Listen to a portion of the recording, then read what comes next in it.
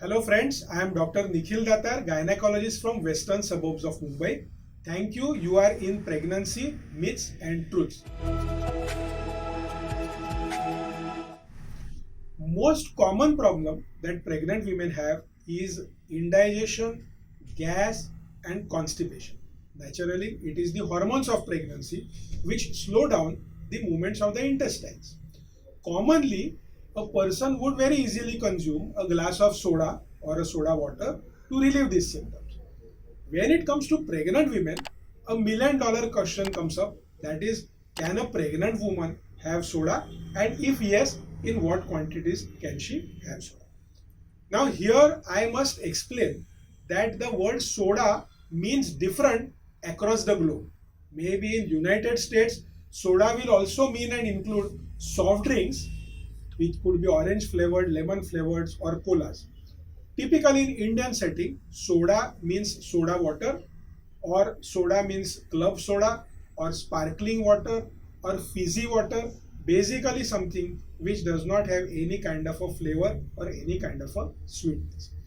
The common thing between soda and the other soft drinks is the fizz, and it is basically because of the carbon dioxide gas which comes out when you open the bottle.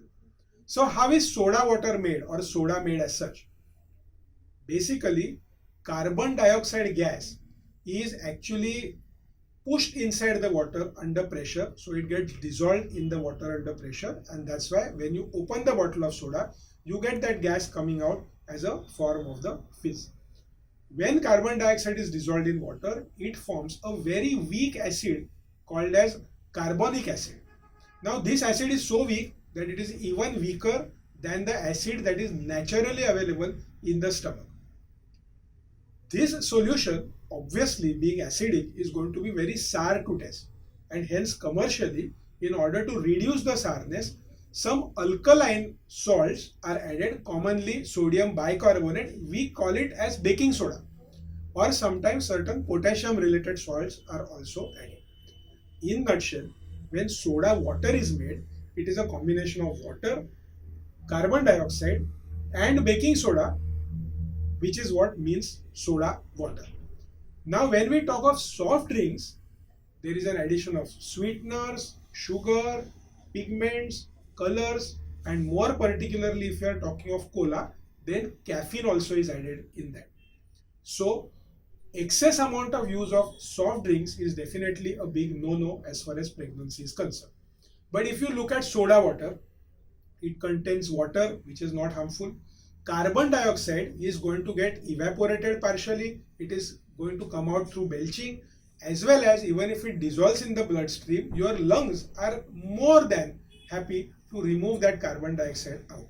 And sodium bicarbonate, which is a baking soda, is again a very common thing. We all eat it otherwise also, and it doesn't have any kind of a side effect on pregnancy. So in nutshell, per se soda water, if you look at it, should not be something which could have some gross deleterious effects on the baby as such. Now let us discuss about effects of soda on general health of a person. Let's discuss about effect of soda on teeth. Now since it's a very mild kind of an acid, it does give a kind of an enjoyable irritation sort of a thing to the mouth and to the tongue.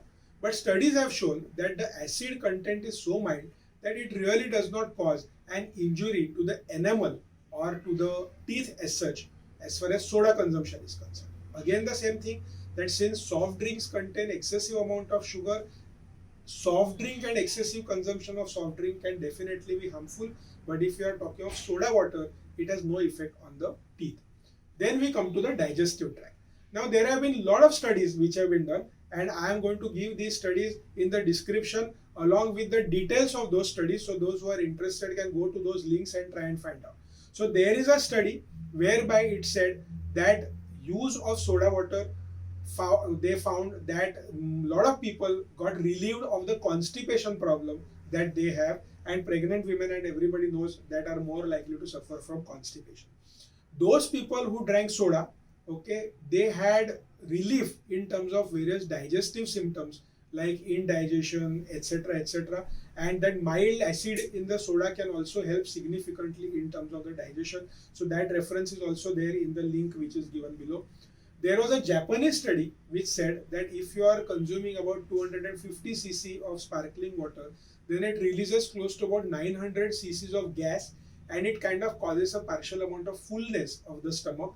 So the stomach emptying time, that means the time that the food takes to leave the stomach and go further, gets a little bit prolonged. It can cause a little bit of fullness. So again, those people who get hunger cravings many of the times at some odd hours in the night, even during pregnancy, can sometimes be helped if at all they are taking soda.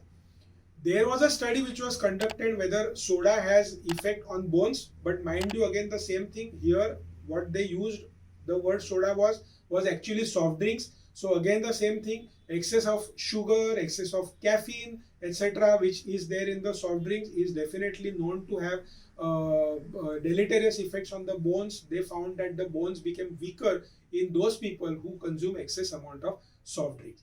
Basically, those people who consume excess amount of soft drinks, they'll end up consuming so much of caffeine and so much of sugar that they almost stop consuming healthy liquids such as water, juices, milk, etc. Naturally, they are going to have some kind of a problem. Mind you, American FDA has classified soda per se as a food which has got a very minimal nutritional value.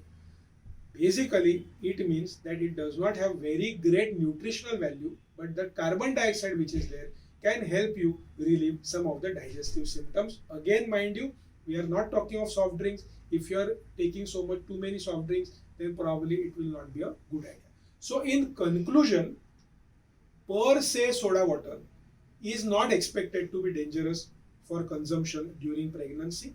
However, if at all you are taking too much of soft drinks, then it can definitely be a problem. Excess amount of sodium and potassium, if at all is taken.